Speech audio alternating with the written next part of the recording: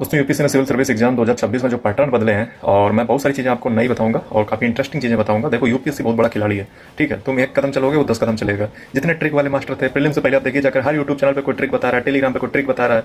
Prelims होने के बाद सब मर गए, सब अपनी कंदराओं गुफाओं में घुस गए। वो एक भी नहीं तुम्हें दिखाई पड़ेगा ट्रिक वाला। कोई कह रहा था 100 के 100 क्वेश्चन यहाँ से आएंगे, कोई कह रहा था मेडिवल हिस्ट्री से आएगा, कोई कह रहा था ज्योग्राफी पढ़ लो, ये पढ़ लो, वो पढ़ लो।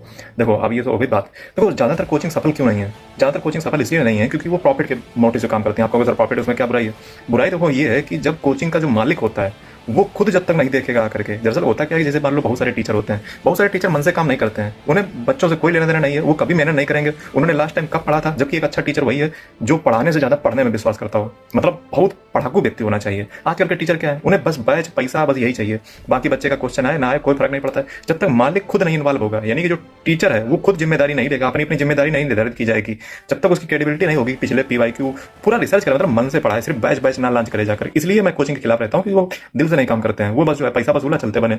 इसलिए मैं हमेशा सेल्फ स्टडी को मोटिव रखता हूँ। सेल्फ स्टडी मतलब मैं पिछले 3 सालों जो पढ़ता हूँ मैं सेल्फ स्टडी करता हूँ। मुझे देखिए एक चीज और याद कर लीजिए, बुक से बेहतरीन कुछ नहीं है। नोट्स के ऊपर मत भागिए। जो शॉर्टकट एक चला था, कोई कह रहा था कि मैं न्यूज़पेपर नहीं पढ़ता हूँ, मेरा ऐसे ही हो गया। यूपीएससी सब देखती है, उसके पास पूरा सिस्टम है।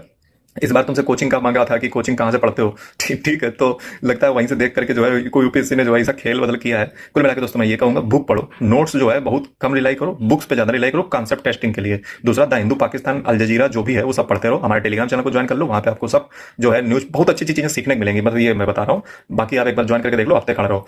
दोस्तों बुक पे बहुत ज्यादा रिलाई करो, बुक पढ़ो, चीजों को पढ़ो, रीडिंग हैबिट बनाओ। और जो पुराने तरीके थे PIB, the Hindu, Indian Express, down to earth, कई सारी जो मैगजीन होती है कोचिंग का रिसोर्स के ऊपर नहीं, अपने अपना खुद का जिम्मेदारी लेना है। ये नहीं कोचिंग ने कह दिया कि हम सब कवर करते हैं, तुम सब कवर करते थे तो फिर यूपीएससी ने क्वेश्चन बना कहां दिए? इसका मतलब तुम झूठ बोलते थे। फिर वही दोस्तों बात आ जाती है कि जो करंट अफेयर बनाते हैं कोचिंग के इंस्टीट्यूट में बैठे हुए लोग, वो दोस्तों खुद नहीं जानते हैं कि यूपीएससी क्या पूछती है। इसलिए जो एक एस्पिरेंट होता है उसको सारी चीजें टैकल करनी होती हैं। वो सबसे अच्छे से समझता है कि क्या चीजें यूपीएससी में बेहतरीन है, क्या चीज नहीं है।